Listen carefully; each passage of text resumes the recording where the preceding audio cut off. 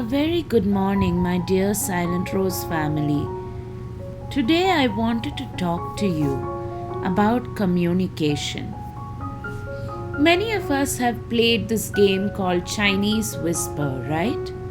So if you observe that game, it is a game where the participants start out with saying one statement or some random word, a fun random word, and it passes from year to year to the next person as a secret.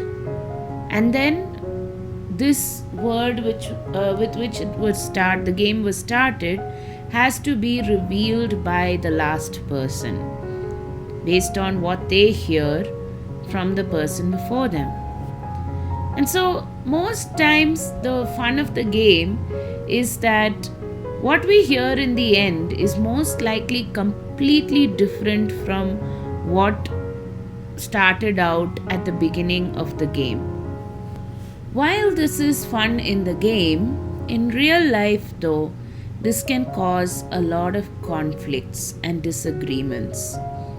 My dear friends, so many times fights erupt because either the message is not conveyed properly or we do not listen well to the message that is being conveyed.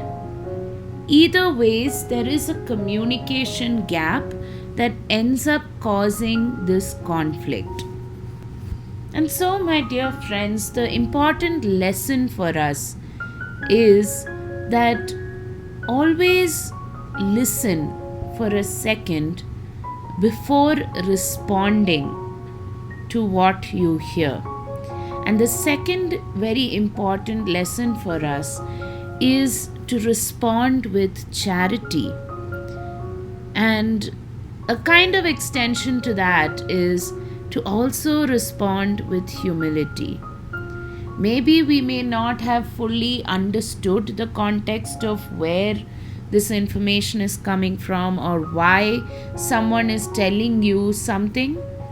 So then, with humility and charity, we should be able to respond and maybe ask for clarity if you have not fully understood what the other person is saying.